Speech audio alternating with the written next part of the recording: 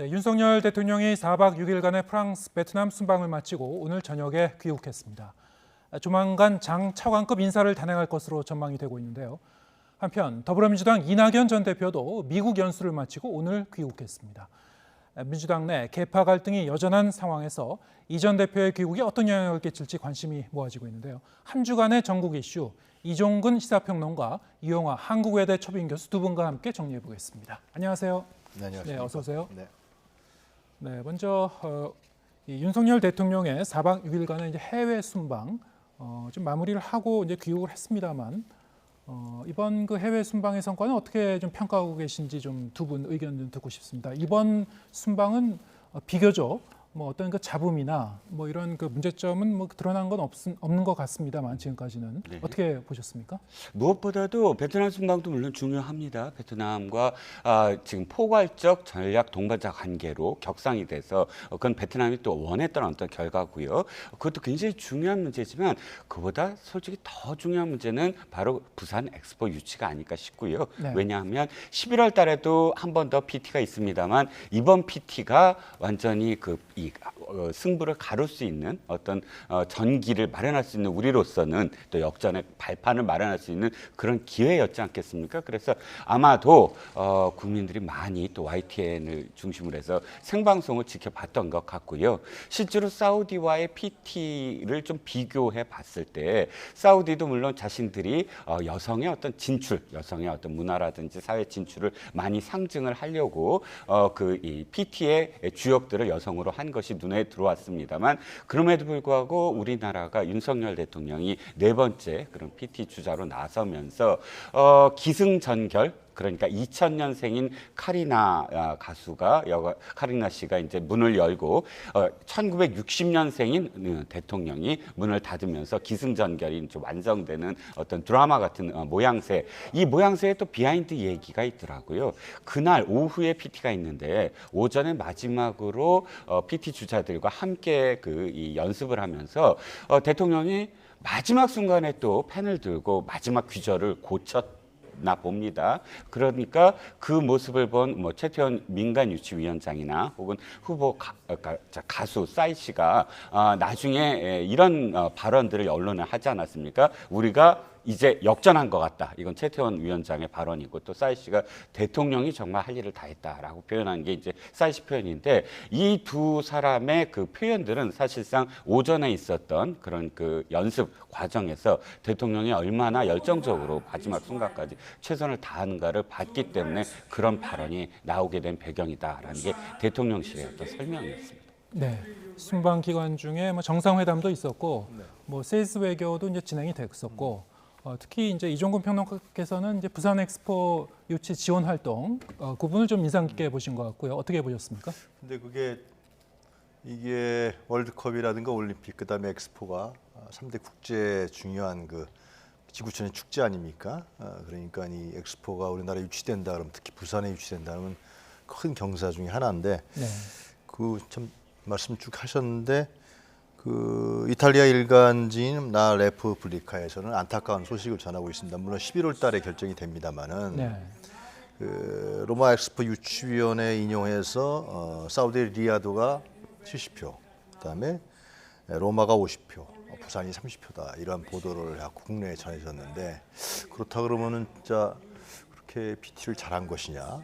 뭐 저는 현지 가서 제가 보지 못했기 때문에 홍보 동영상은 좀 봤어요. 사우디 거하고 한국 거 홍보 동영상, 특히 김건희 여사가 홍보본을 많이 기획했다는 보도도 있었는데 하여튼 글쎄 평가는 뭐 나중에 최후에 최종적으로 알려지겠지만은 지금 나와 있는 이탈리아의 이쪽에서는 그렇게 우리가 꼴 3위를 달리고 있는 거 나타나기 때문에 뭐 열심히 대통령이 가서 영어로도 연설하고 했는데 그 결과는 좀 지켜봐야 되지 않을까 생각합니다. 네. 그 부분은 이제 이탈리아 언론 보도였기 때문에 그렇죠. 예. 저희가 이제 끝까지 좀 지켜보긴 해야 될 것 같은데요. 뭐 치열한 이제 경쟁 속에서 승부를 가려야 되는 그 문제여서 11월까지 함께 좀 지켜보기로 하고요. 이렇게 이제 순방을 마치고 돌아온 윤석열 대통령, 국내 현안들이 뭐 여러 가지가 지금 산적한 것들이 이제 기다리고 있습니다. 특히 이 다음 주에 주목되는 거는 장차관급 인사인데요. 그 중에서도 이제 장관급 인사가 특히 이제 주목이 되고 있는데 마침 어제 법원이 한상혁 전 방통위원장의 면직 처분 집행정지 신청을 기각하면서 차기 방통위원장 인사 지명이 이제 또 이번 다음 주에 지명이 될지 좀 관심을 모으고 있습니다. 이 행정법원의 이 기각 결정 이 부분은 어떻게 보셨습니까?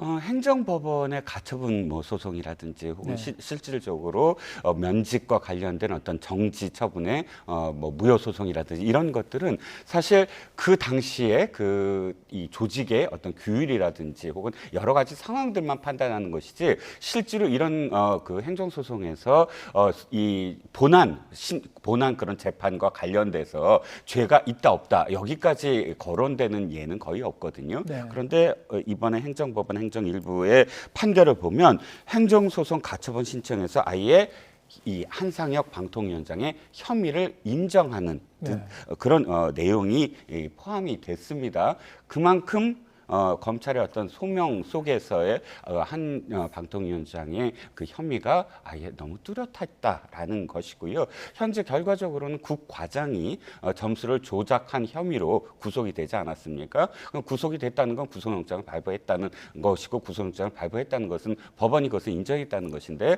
어떠한 대목들이 이번 공소장에 있었냐 하면 아예 한상혁 방통위원장의 발언 중에 미치겠네요.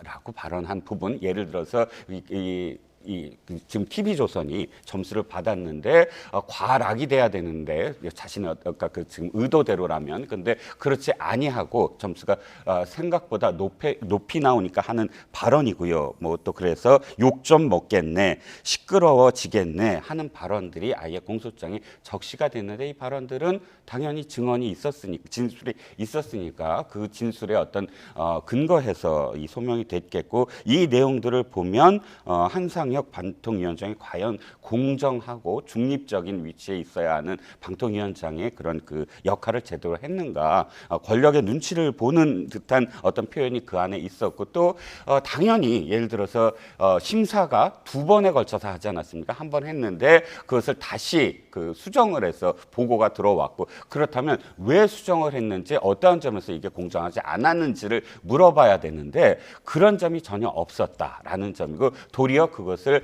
그 사실 그러니까 왜 이걸 조작했는지에 대한 만약 조작이 사실이라면 거기에 대한 이미 그것을 알고 있는 듯한 어떤 상황들에서 도리어 이 심사를 다시 하는 것에 대해서 방통위가 전혀 개입되지 않았다는 것을 명시하는 그런 보도자료를 지시를 했다. 그러니까 적극적으로 이 점수 조작에 관여를 했다라는 내용을 행정법원이 아예 지금 인정했다라는 부분이거든요. 저는 그래서 이건 상당히 행정법원조차도 검찰의 소명을 완벽하게 받아들이는 어떤 결과가 아니냐라는 판단입니다. 네.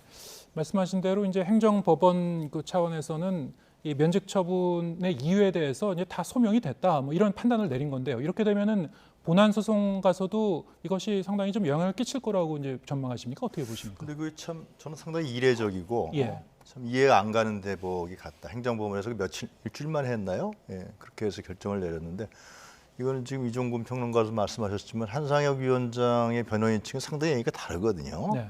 미치겠다 그런 것도 지금 기소장에 적시돼 있지 않다라고 주장하고 있고 그런 상황에서 특히 구속영장도 기각되지 않았습니까?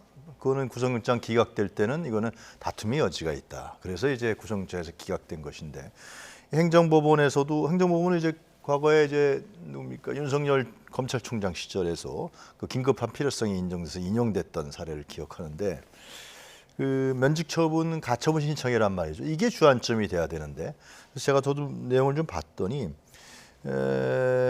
본안에서 다툴 필요가 있다라고 또 인정한다는 얘기가 나와요. 거기에. 그런데 지금 말씀하신 대로 TV조선 제소 심사 과정에서 한상혁 위원장이 뭐 그걸 뭐 인정했다라든가 보도자를 내는데 승인했다라든가 이렇기 때문에 이 신청을 받아들일 수 없다라는 것인데 이거는 행정법원에서 일주일 만에 이렇게 할 수 있는 건가요?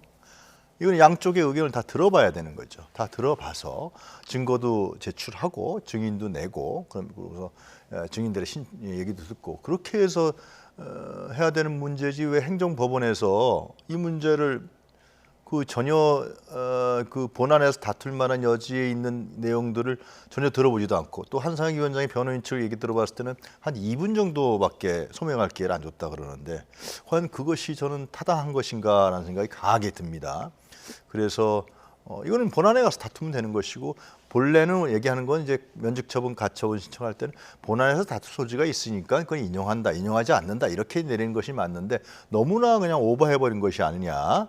상식적으로 봤을 때도 그런 생각이 듭니다. 그래서 아마 한상혁 위원장 측에서는 다시 재항고하겠다 그러는데 좀 더 이건 내용을 더 들여다봐야 되지 않을까 그런 생각이 듭니다. 네. 어쨌든 어제 이제 법원 판단으로 인해서 방통위원장 이제 지명에 있어서 하나의 이제 걸림돌이 제거됐다고 이제 정부 쪽에서는 이제 판단할 수도 있을 것 같은데요. 어떻게 보십니까? 그러면 다음 주 인사에서 이동관 특보가 인사에 이제 포함이 돼서 발표가 될 것 같습니까?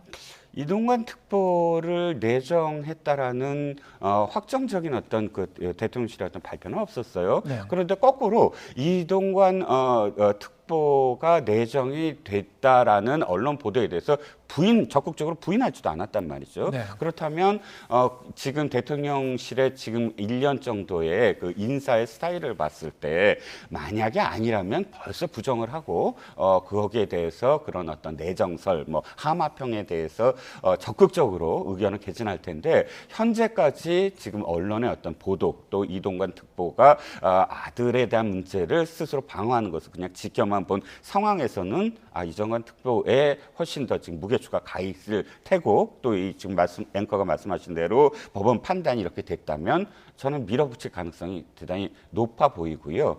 그리고 또 어떤 의미에서는 왜 이런 어떤 상황들이 여론이 어떻게 돌아가는가를 지켜본 것도 충분히 뭐 대통령실의 지금 의도가 아니었나 싶고 현재까지 우리가 이런 어떤 학원 폭력, 뭐 학교 폭력과 관련돼서 이 기승전을 봤을 때 가장 중심이 되는 게 피해자 중심주의거든요. 피해자들이 얼만큼 나서서 물론 이제 SNS 등을 통해서 뭐 직접적으로 나서진 않더라도 어떻게 피해를 봤다라는 그런 과정들이 나오게 되고 그러면서 가해자가 도저히 부인할 수 없는 지경에 이르러서 시인을 하고 가해자의 어떤 그런 여죄 여부가 따져지는 광경을 우리가 굉장히 많이 목도를 했는데 이것은 지난번 코너에서도 제가 말씀드렸지만 그렇다면 벌써 굉장히 오래된 사건이에요. 2011년도고 2011년도에 문제가 있었지만 2015년도에 이게 문제가 불거졌단 말이죠. 그러면 2015년도에 불거졌을 때도 피해자가 나서지 않았고 또 도리어 그때도 피해자가 사실 가해자의 도리어 좀 도움되는 그런 입장을 보였고 지금은 더군다나 더 그런 어떤 입장을 지금 인터뷰라든지 아까 그 직접 나서지 않는 인터뷰 등을 통해서 그런 모습을 보이고 있단 말이죠. 그렇다면 앞으로도 예를 들어 청문회를 한다고 했을 때 실제로 피해자가 나서는 어떤 광경이 지금 10년 동안 안 나섰는데 그렇게 나서는 광경이 만약에 우리가 목도가 된다면 모를까 현재까지 어떤 상황이라면 이동관 특보의 지금 그 아들 문제가 청문회에서 얼만큼 더 증폭될 것인가 하는 점을 아마 대통령실이 지금 이미 현재 어떤 과정 속에서 판단하지 않았을까 싶습니다. 네, 판단했을 것이다. 지금 말씀하신 대로 이제 이 학폭 논란이 뭐 완전히 좀 해소된 거는 아니고 한 몇 주 좀 지켜본 것 같은데 피해자가 이제 한 명이 아니었다는 그 얘기가 있기 때문에 다른 피해자들이 또 나설지 안 나설지 뭐 이건 좀 지켜보긴 해야 될 것 같은데 어떻게 전망하십니까? 피해자가 4명 된다는 거 아니에요? 그리고 글쎄요, 제가 피해자라도 지금 이동관 특보가 방통위원장이 되고 현재 권력의 핵심 실세로 지금 자리 잡고 있는데 그 쉽게 나설 수 있겠습니까? 일반 시민이 어떤 지금 피해자가 20대 후반 정도 됐겠죠. 정상적인 직장에 자리 잡고 있을 텐데 그렇게 하면서 피해자가 나서고 있지 않기 때문에 이 문제는 뭐 그런 거 아니냐 이런 식으로 한다는 것은 이거는 그냥 학폭이라기보다도 권력형 학폭에 가까운 성격을 갖고 있기 때문에 이건 사실상 규명돼야 되고 조사돼야 될 성질입니다. 이것이 어떻게 이런 상태로 와서 다시 또 방통위원장이 한다 그러니까 지금 이제 그 논란이 되고 있는 게 사실이지만은 이건 일반 학폭이 아니다. 그런 점에 대해서 많은 학부모들과 피해를 받거나 당시 하나고에 있었던 학생들이 분노하지 않겠습니까? 그리고 뭐 제가 굳이 얘기 안 해도 지금 학폭위도 열리지 않았고, 그리고 또 뭡니까, 또 선도위원회도 열리지 않았다는 것이 하나고의 자료에 의해서 다 지금 공개된 상황이고, 어떻게 그런 것이 안 열렸냐? 이런 문제, 그 다음에 이제 수시로 갔다는 거 아니겠습니까? 그 기록이 없이. 이 문제는 아마 청문회 과정에서 뭐 분명히 밝혀질 것 같은데요. 근데 저는 이제 이러한 사실이 있는데요, 방통위원장에 또 임명하려고 하는지 참 이해가 안 간다는 측면 하나 있고, 두 번째는 얼마 전에 고민정 의원이 국회에서 흔들었지만은 그 무슨 문건입니까? 방송사 지방선거 기획단 구성 실태 및 고려사항, 여기서 국정원에서 홍보수석실에서 요청해서 작성한 문건이라고 이제 고민정 의원이 국회에서 흔들었는데, 여기에는 언론사 사찰 문제라든가 블랙리스트, 언론 통제 이런 부분들이 있었다라는 게 당시 홍보수석이 이동관 수석이었단 말이죠. 이 문제가 지금 또 불거져 나왔고 아마 이 청문회에서 나오겠죠. 그 다음에 얼마 전에 지난 16일에서 19일입니까? 한국기자협회에서 11,069명의 기자들 대상으로서 여론조사를 했더라고요. 근데 여기서 80%가 이동관 특보가 방통위원장에 되는 것을 반대한다는 여론조사가 나왔습니다. 이것은 여론조사가 이제 마켓링크라는 데서 기자협회에서 의뢰해서 한 것인데, 현직 언론인들도 이렇게 이동관 특보가 방통위원장이 되면 안 된다고 보는 거죠. 왜냐하면 과거에 MB 때 홍보수석에 했던 과거가 있기 때문에, 그렇기 때문에 언론을 또 옥죄일 것이고 장악하려고 할 것이고, 지금 논란이 되고 있는 KBS 수신료 문제라든가 MBC 문제라든가 이런 부분에서 이동관 방통위원장이 또 그 당시에 했던 것을 그대로 재현하지 않겠냐는 우려가 현재 기자들 여론조사에서 나타나는 거 아니냐 생각이 듭니다. 그런데 저는 더 이해가 안 가는데, 이런 사실을 왜 대통령실에서 모를 리가 없지 않습니까? 그런데 강행한다? 아니면 임명한다? 임명해서 청문회에서 뭐 핑퐁 치고 정쟁화 시킨 다음에 또 한다? 자, 이런 부분들이 참 전 개인적으로 잘 이해가 안 갑니다. 이렇게 논란이 뜨고 그러면 철회하죠. 철회해서, 아니 방통위원장 할 사람이 그렇게 없나요? 다른 사람들 뭐 예를 들면 정권의 뭐라 그럴까요? 철학을 잘 이해하는 사람을 방통위원장 하는 사람 안 치면 되는 거죠. 이제 임명하게 되면 그 배경이 드러나겠습니다만은, 저는 참 전향적으로 생각해야 되는 거 아니냐 생각이 듭니다. 예, 알겠습니다. 다음 주 이제 개각이 단행이 되면은 방통위원장 말고도 뭐 이를테면 이제 권영세 통일부 장관이 이제 교체가 될 가능성, 이 부분이 좀 관측이 되고 있는데, 권 장관 본인이 이제 이 총선을 염두에 두고 이제 출마 준비를 하고 있는 것이 아니냐, 본인이 직간접적으로 또 이제 밝힌 바가 있기 때문에 어떻게 보십니까? 권영세 장관은 지금 그 전부터 계속 총리 내정설도 있었고요, 또 국정원장 뭐 내정설도 있었고, 또 이제 그 당대표, 그러니까 그때 한 당대표 선거 전입니다. 전당대회 전에 당대표 얘기도 있었고, 그럴 정도로 사실상 신망이 있었던, 그러니까 이 당에서도 그렇고 또 내각에서도 그렇고 지난 어떤 대선 인수위와 대선 과정에서 보여줬던 행보도 그렇고 여러 가지로 그 신망이 있었던 어떤 상황인데, 이런 모든 그런 함화평과 설을 빨리 종식시켜야 되겠다라고 아마 권영세 장관이 판단한 것 같아요. 그래서 네. 다른 또 이 장관들 중에 정치인들도 출신들도 있고 또 총선에 나올 그런 그러니까 장관들도 있는데도 불구하고 그분들이 나서지 않는데 권 장관은 스스로 나서서 빨리 돌아오겠다라고 선언을 했던 것 같습니다. 그래서 돌아오는 게 이제 확정이 될 텐데, 여러 가지 어떤 이유가 있겠죠. 그러니까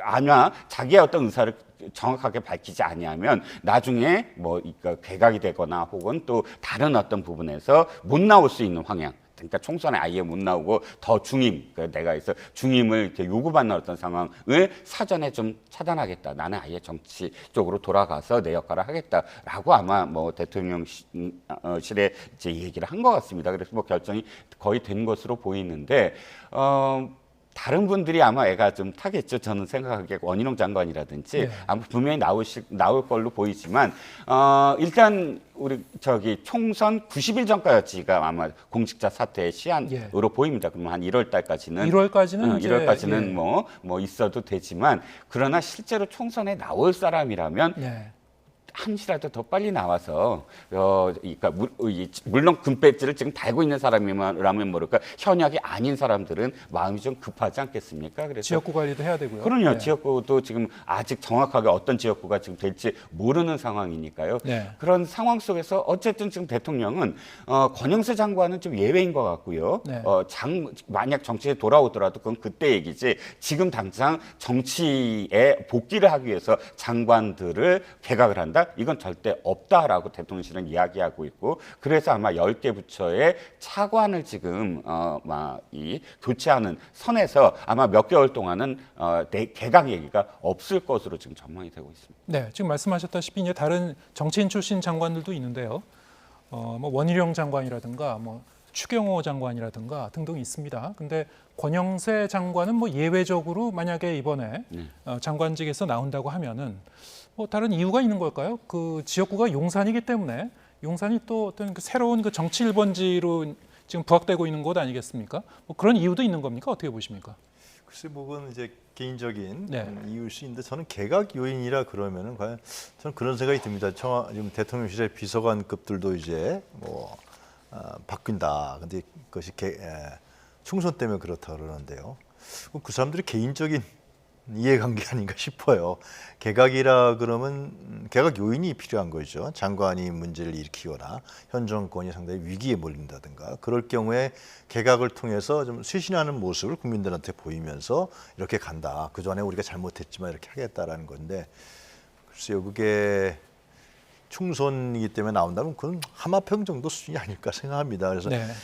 최근에 여론조사 하나만 제가 설명을 드리면 뉴스토마토에서 미디어토마토에 의뢰한 건데요. 가장 지난주에 그 1,033명을 대상으로 했더라고요. 근데 긍정평가가 31.7%로 떨어지고 부정평가도 66%로 올랐어요. 근데 이런 걸 봤을 때는 물론 다른 여론조사에서도 뭐 다른 경우도 있지만 이거야말로 제가 봤을 때는 이거야말로 개각 요인이 되지 않느냐. 그래서 쇄신을 해서 국정 운영을 다시 이렇게 하겠다라고 대통령이 마음 먹어야 되는 거 아니냐. 그냥 누구 나간다, 총선에 나간다, 안 나간다 이런 문제로 해서 개각 요인을 잡는 거는 제가 보기에는 올바른 방향이 아니다. 그런 생각이 듭니다. 네. 이번 이제 개각의 성격에 대해서 이제 말씀해 주셨는데 방금 말씀하신 그 여론조사는 지난주에 이제 발표된 건가요? 그렇습니다. 예, 예. 23일 날. 네. 예. 29일부터 21일까지 미디어 토마토에 의뢰한 겁니다. 네. 좀 자세한 내용은 중앙 그 여론조사심의위원회 예. 홈페이지를 좀 참고하시면 될 것 같고요. 네. 지금 그 개각의 이제 성격에 대해서 지금 말씀해 주셨는데 네네. 어떻게 보십니까? 어떤 뭐 특별한 동기가 뭐라고 보십니까? 지금 개각은 사실상 차관이 계속 얘기가 되고 있었어요. 예. 10개 부처의 차관 얘기는 이미 오래전부터 있었고 권은세 장관은 사실 예외라고 말씀드렸듯이 이번 개각에 전혀 어떤 핵심적인 이 포인트가 아닙니다. 핵심적인 포인트는 어떤 의미냐면 원래 이제 정권 창업기가 한 1년 차 정도 된다면 이 정부를 이제 2년 차부터는 제대로 자신들이 어떤 국정 운영을 성과를 내기 시작하는 그런 단계여야 되는데 지금 각 부처가 이 대통령실에서 봤을 때 대통령이 지금 110개 국정과제를 인수위 때부터 해서 발표를 하고 이끌어가는 과정 속에서 뭐 몇 개 부처의 어떤 뭐 국한 대서가 아니라 일반적으로 국정 운영의 철학대로 지금 그것이 성과를 낼 수 있는 지금 상황이냐, 그렇지 못한 어떤 부분들이 분명히 있는데 그렇다면 그렇지 못한 부분들이 어떠한 요인이냐, 뭐 복지부동도 있을 수가 있겠고 또 국정 운영을 제대로 이해하지 못하는 부분들도 있겠고 이런 부분들을 차관 인사를 통해서 옥죄어보자. 그래서 결과를 한번 내보자라는 게 이번 개각의 가장 핵심적인 부분이거든요. 윤 대통령이 계속 이야기하는 건 예를 들어서 김영삼 대통령이 주로 전국이 이렇게 뭐 지지율이 떨어지거나 했을 때 개각을 통해서 모멘텀을 갖는 그런 식의 개각은 하지 않겠다라고 천명을 했듯이 그런 개각이 아니라 국정 철학을 제대로 공무원들이 이행해서 결과를 낼 수 있는 그런 개각을 하겠다. 그래서 차관 인사를 한 10개 부처를 하겠다라는 게 아마 이번 개각의 초점이 아닐까 싶습니다. 예, 알겠습니다. 무역 소지가 15개월째 적자 아닙니까? 지금 그리고 한중 수출이 흑자 기조에서 적자 기조로 한지 바뀌었고, 그리고 또 중요한 요인은 뭐냐면은 지금 미국하고 중국은 이제 대탕트 분위기로 가져오고 있지 않습니까? 에이펙 회의 때 시진핑하고 바이든이 만날 수도 있다 이런 얘기까지 나올 정도인데 우리나라는 지금 아직도 탈중국 방침을 바꾸고 있지 않아요. 현재는요. 그러니까 상당히 지금 우리만 이게 국제사회에서 왕따다는 거 아니냐는 분위기가 있단 말이죠. 그럼 외교부 장관이 그럼 뭘 했느냐 도대체. 이 정도까지도 예측하지 못하고 그럼 탈중국 문제라든가 이번에 싱하이밍 대사 문제 나왔을 때 그렇게 몰아세웠느냐. 저는 이런 부분들이 중요한 개각 요인이 아닐까 싶습니다. 경제 문제하고 그런 또 쇄신적 분위기를 보여야 되는 것이 아니냐 생각합니다. 예, 알겠습니다. 또 다른 얘기를 좀 해보겠습니다. 앞서 뉴스에서도 저희가 이제 계속 전해드렸습니다만 오늘 민주당 이낙연 전 대표가 1년 동안의 미국 연수를 마치고 귀국을 했습니다. 공항이 이제 귀국길 지지자들과 마중 나온 의원들로 이제 북적북적했다고 하는데요. 어떤 이야기가 나왔는지 잠시 들어보겠습니다. 여러분은 고통을 겪으시는데 저희만 떨어져 지내서 미안합니다. 이제부터는 여러분 곁을 떠나지 않겠습니다.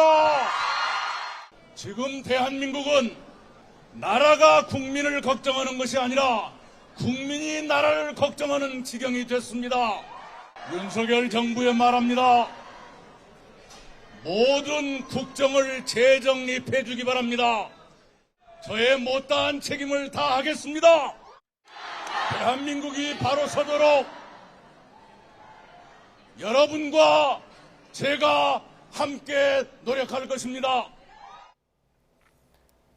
네, 저의 못다한 책임을 다하겠다고 그런 얘기를 했는데 저 말을 듣고 이 정치권을 이제 바라보고 있는 많은 사람들이 여러 가지 좀 상상을 했을 것 같습니다. 어떻게 해석하셨습니까? 글쎄요, 이게 그 당내의 메시지인지 아니면 그야말로 좀 전에 얘기했듯이 대정부 메시지인지가 불분명합니다. 원래 정치공학적으로 지금 만약에 분석을 한다면 선명성을 만약 이 정치적인 라이벌과 경쟁을 벌인다면 대정부 투쟁, 대정부 강경 노선 이게 맞겠죠. 그런데 지금 그럴 때일까요? 왜냐하면 지금 이낙연 전 대표는 당내 권력 투쟁부터 해야 되는 상황입니다. 그게 나쁜 게 아니라 정당의 어떤 필연적인 권력 투쟁을 통해서 당내 어떤 그 재정임을 통해서 총선에서 자신의 어떤 지분을 자신이 지지하는 정파의 지분을 확보해야 되는 게 먼저이거든요. 그렇다면 당내 권력 투쟁이 먼저고 당내 권력 투쟁이라는 건 지금 자신이 없을 때 자신을 지지했거나 자신과 뜻을 같이 했던 의원들의 사실 압박, 핍박 뭐 이런 것들이 지금 보였잖아요. 비명계라든지 이런 이름으로 해서 그렇다면 자신은 그 사람들의 지금 말할 그런 공간이라든지 그런 룸 그리고 나아가서는 공천에서 배제되지 않는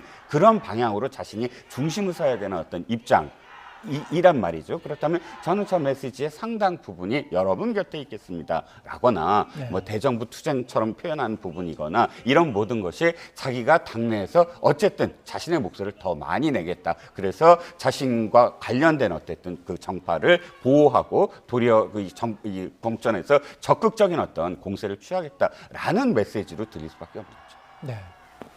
뭐 정부에 이제 각을 세워서 당내에서 좀 더 본인의 선명성을 부각시킨다든가 어떤 방향이든 간에 이제 앞으로 당내에서 목소리를 좀 높이겠다 이런 식으로 이제 해석을 하셨습니다. 어떻게 보셨습니까? 그 목소리가 당을 분열시키고 네. 분란시킨다면 아마 당원들이 그나마 남아있는 지지도 철회할 거라고 저는 생각합니다. 네.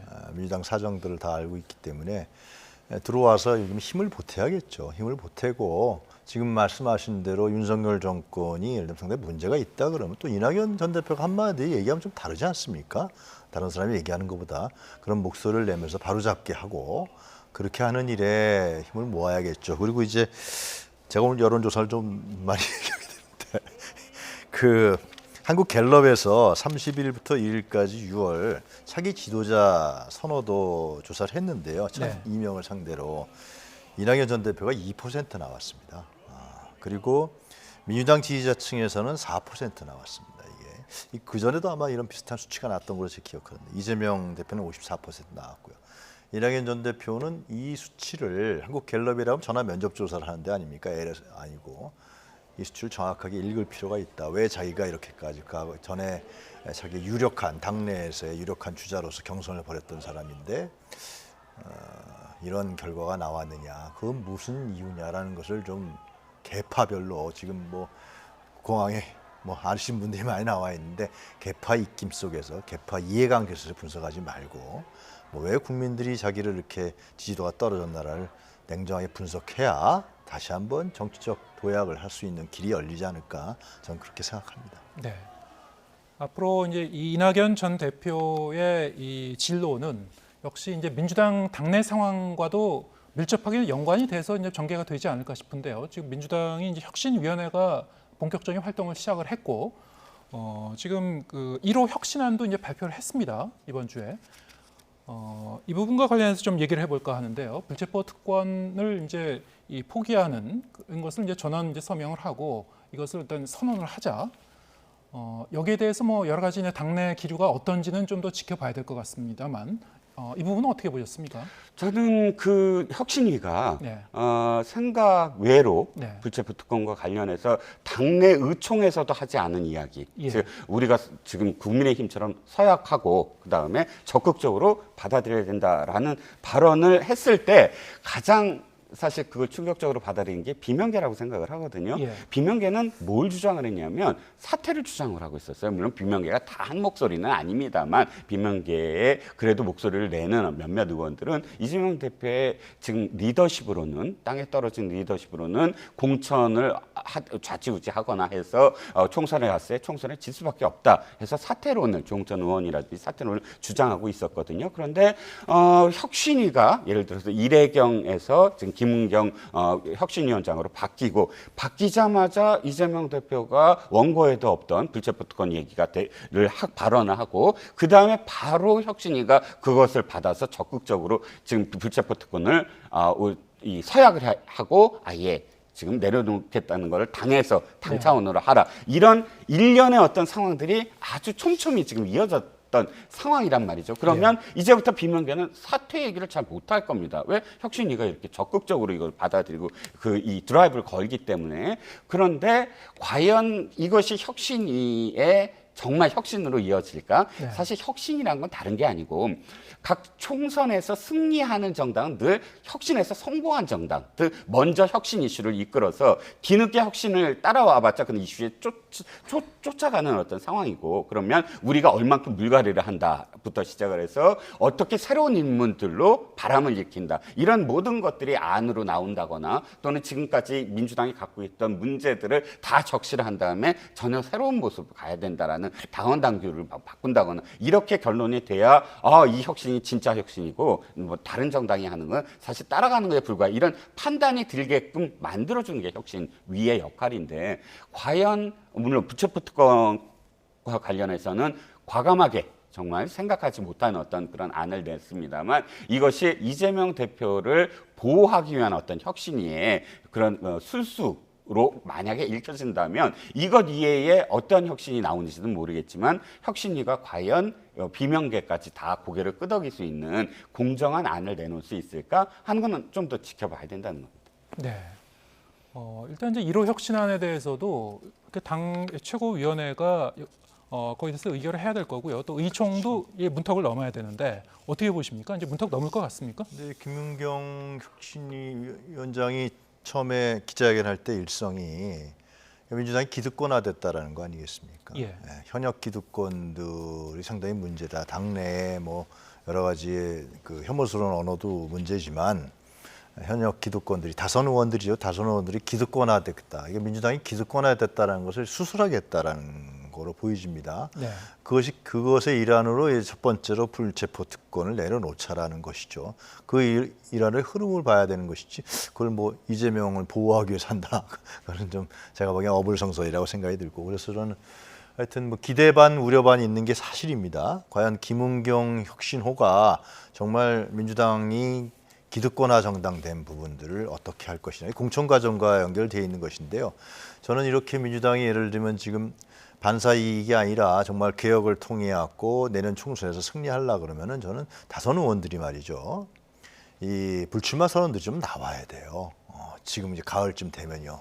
기존에 다 정당들이 그랬습니다. 특히 그 86그룹을 이제 3선 이상 한 사람들은 이제 불출마 선언을 하고요. 후배들한테 물려주고요. 과거 DJ 때 픽업돼갖고 지금까지 해온 사람들 아닙니까? 그러면은 3, 4선 했다 그러면은 물려주고 후배들을 육성하고 그런 식의 호응들이 있어야 내년 총선에서 뭐 윤석열 대통령, 윤석열 정권의 지지율이 떨어진다 그래서 총선에 이기는 게 아니거든요. 국민들은 이제 민주당에 대해서도 상당히 그 뭐라 그럴까요? 호감이 없는 국민들도 상당히 많다는 게 여론 아닙니까? 그렇기 때문에 김은경 혁신위에서 내려서 어떤 걸 할지 모르지만 전 다선 의원들이 좀 솔선수범해서 민주당이 기득권 정당이 아니라는 걸 보여주는 그런 부분들이 필요하지 않을까 앞으로 그런 생각이 듭니다. 네, 솔선수범해서 이제 불출마 선언도 하고 뭐 자연스럽게 이 물갈이도 되고 순조롭게 풀리면 굉장히 좀 아름다운 풍경이 되겠습니다만 과연 가능하겠는가? 지금 김은경 그 위원장이 이 회의를 하면서 이제 공천 문제를 이제 거론을 하니까 당내에서도 이제 이 비명계에서도 이제 반발의 목소리가 나오기도 하고요. 상당히 앞으로 좀 많은 이제 파고를 넘어야 되지 않을까 이제 예상이 되고 있는데요. 이 공천 문제는 어떻게 바라봐야 됩니까? 그러게요. 사실 놀랐습니다. 예. 왜냐하면 원래 혁신위가 공천 룰까지 손댄다. 벌써부터 공천 룰을 이야기하기 시작하면 전면전이 되거든요. 예. 사실 공천은 이야기만 이렇게 쭉 이어지다가 결정적으로 공천관리위원회에 이제 넘겨갔고, 물론 이제 혁신위가 어느 정도의 어떤 당원 당규를 뭐 고치면서 이제 시작이 되겠지만, 그러나 또 민주당은 이해찬 당대표 시절에 시스템 공천이라고 해서 완전히 이제 뭐 안 바꿔도 될 그런 공정하고 투명한 그런 당내 경선의 룰을 만들어놨다. 그렇게 지금 계속 공언해왔던 상황에서 예. 또 누가 아까 어떤 혁신이라도 또 어떤 공천이라도 이것을 손대는 건 쉽지 않습니다. 그러면 뭐 이 지금 정당의 역사, 뭐 교수님도 너무 잘 아시겠지만 어떠한 정당도 모든 정파가 만족하면서 박수치면서 이 총선의 공천을 이룬 적은 단 한 번도 없거든요. 늘 분당했고, 네. 아니면 분당이 아니더라도 상당히 막 그 끊임없이 반발하고 이런 것들이 되풀이되는 이유가 공정한 공천이라는 게 사실 쉽지 않거든요. 예. 그런데 그 왜 판도라의 상자인데 그것을 혁신위가 먼저 지금 말이 꺼내서 혁신위가 그걸 할 수 있는 것처럼 이야기를 시작을 했어요. 그러면 비명계는 아마 혁신위를 인정하지 않을 겁니다, 앞으로. 네. 왜냐하면 지금 자신들이 실제로 목소리를 높이고 어떤 공천 룰에서 자신들이 어떻게 하겠다라는 전혀를 갖추지 않은 상태에서 지금 뭐 기습을 당한 어떤 셈이 됐거든요. 그러면 굉장히 시끄러질 거다. 그러니까 혁신위가 자기가 할 일에 대한 뚜렷한 어떤 그 방향성을 이 정파를 떠나서 지금 설득을 해야 되는 그런 단계가 아닐까라는 생각이죠. 네. 근본적인 불신이 있을 것이다. 비명계는. 왜냐하면 그 비명계 현역 의원이 한 명도 안 들어가 있기 때문에 예, 이거 어떻게 극복할 거라고 보십니까? 결국 이제 공천이 되면 내부 권력 투쟁이 일어나는 건 뭐 당연한 일이겠죠. 근데 중요한 거는 저는 김연경 혁신위원장이 어떤 생각을 갖고 있는지 모르지만 저는 민주당이 제대로 살려면은 당원 중심의 정당으로 완전히 일대 바뀌어야 된다고 생각합니다. 그 당원 중심의 정당으로 바뀌지 않으면 저러한 계파 갈등, 뭐 비명계다, 친명계다 해서 맨날 공천 갖고서 그다음 밀고 땡기고 하다가 그러니까 기존 현역 의원들의 공천 상례를 보면은 되게 그렇습니다. 현역 의원이 있는 지역구에는 대부분 다 경선을 안 붙여요. 그거는 뭐 무슨 이유인지 모르지만 신인들이 뭐 여론조사가 20%가 안 됐다. 그래서 현역 의원들 단독으로 출마해서 공천 받는 사례가 상당히 많습니다. 또 다른 사람들은 안 가고 신진 의원들도 안 가는 거죠. 왜냐 가봐야 안 된다고 생각. 그런 환경이 마련되지 않으니까. 그래서 그런 부분들을 어떻게 바꿀 거냐. 현역 의원들도 물론 열심히 한 사람들이라든가 국민의 대표성을 갖고서 자기가 희생하고 국민의 요구를 대변하고 싸우고 한 사람들은 공천을 받아야죠. 뭐 4선 5선이 문제겠습니까? 그러나 그렇지 않고 이 자기가 현역 의원이라는 기득권에 함몰돼서 또 거기에서 줄 서고 계파 쓰고 뭐 이렇게 해서 기득권을 갖고 또 공천받아서 또 국회의원하고 그럼 국회가 제대로 돌아가겠습니까? 그러니까 민주당이 제대로 살려면은 그런 부분들을 어떻게 할 것이냐. 그리고 당원 중심의 구조로 어떻게 갈 것이냐. 이 부분이 저는 김은경 혁신위원회에서 중요한 문제가 아닐까 생각합니다. 예, 알겠습니다. 비단 이제 공천 문제, 더 나아가서 이 당내 혁신 문제는 이 민주당뿐만이 아니고 국민의힘도 예외가 아닐 것 같고요. 총선을 앞두고 이 양당이 국민 유권자들 앞에서 얼마나 좀 더 나은 모습을 이제 보여줄 수 있을지 이것은 이제 올해 이제 하반기로 가면서 좀 더 윤곽이 좀 더 뚜렷해지지 않을까 싶습니다. 오늘 말씀 여기까지 듣겠습니다. 이종곤 시사평론가, 유용하 한국외대 초빙 교수 두 분과 함께했습니다. 고맙습니다.